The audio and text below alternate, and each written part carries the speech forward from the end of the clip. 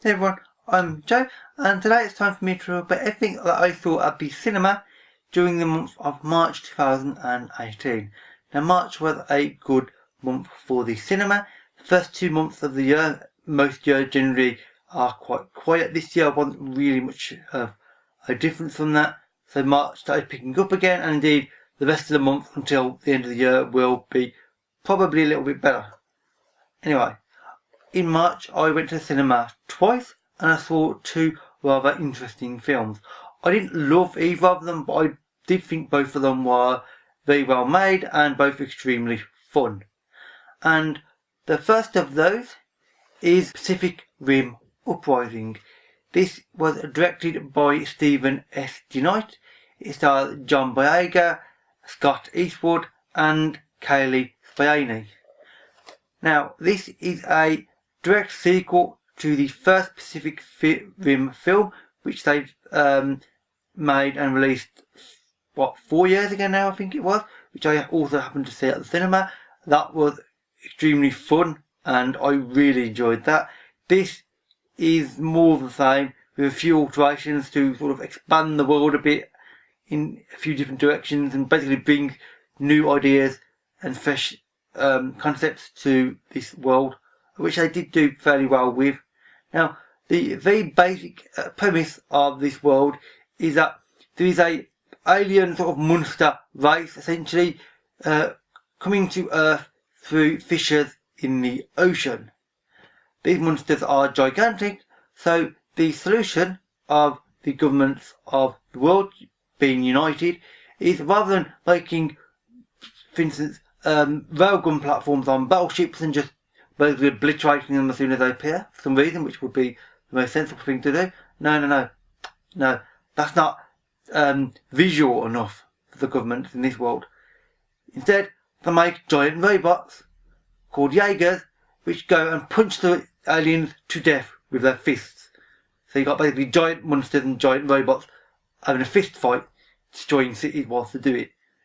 It sounds absolutely stupid and really ridiculous, and it frankly is stupid and ridiculous, but it's well made, extremely fun, and it's got a certain style that if anybody else had made it, it wouldn't have worked as well. This just works.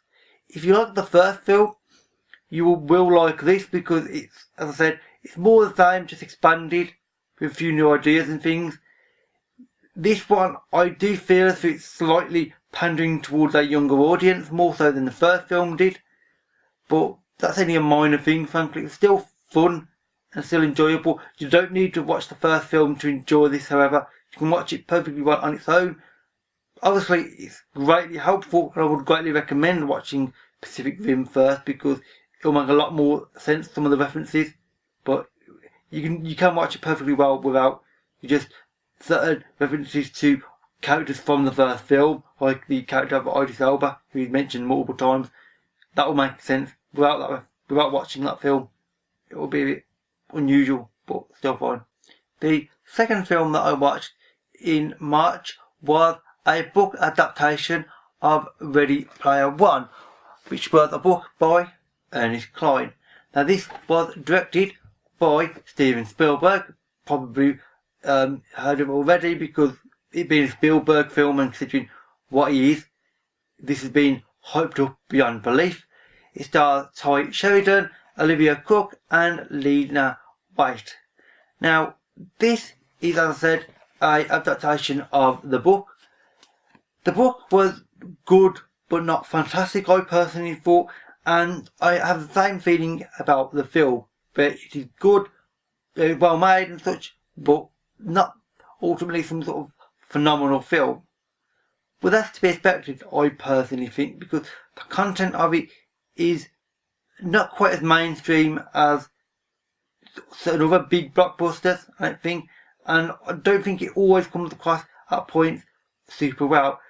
The basic premise of it does indeed follow the book, and that is, this is a world where essentially there is a virtual sort of world has taken over from the internet that we know today, and that is called the Oasis.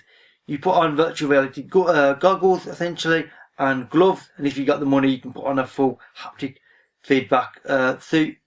But you know, some people can afford that, some don't. And you can basically immerse yourself into this world and walk around it and see and feel it as it's happening. It's like the ultimate immersive technological experience. Basically, you can't get any closer to being there than this, frankly, in this world.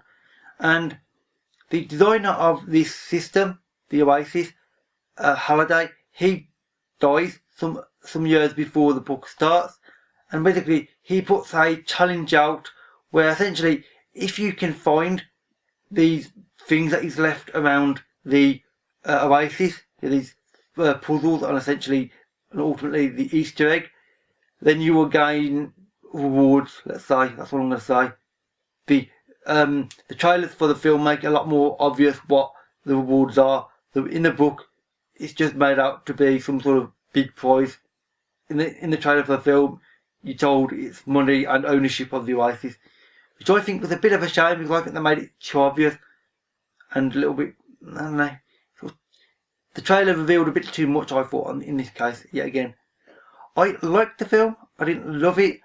If you're waiting for a dead, faithful adaptation of the book, then this is as close as you're ever going to get.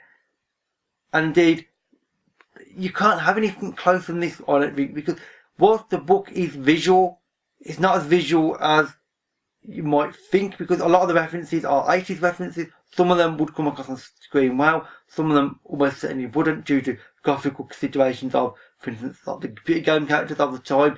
If you then had them running around on a movie screen, their resolution would be debatable, frankly, and some of the movie references wouldn't work as well. And I'm almost certain there are licensing issues with them being able to mention certain films as well, because of course these different studios have all these licenses, so they probably can't mention quite a few things. But it's good, not fantastic. It's fun, fast paced, and fairly simple. I mean, basically it's very much like the book was. So if you like the book, I just found the book to be an easy, simple read, then you'll like the film because it's very much a good adaptation of it. Anyway, with that said, that is it for my movie wrap up of March. If you've watched either of these two films, or if you know of any films coming out in the near future that you think I might not be aware of, then please let me know, because I try to be aware of what films are coming out, but of course I don't always manage it. You know, I will miss things from time to time, sadly enough. All my social media links can be found in the description box below, as always. And with that said, that is it for this video. So thank you for watching, and I'll see you another day. Bye for now.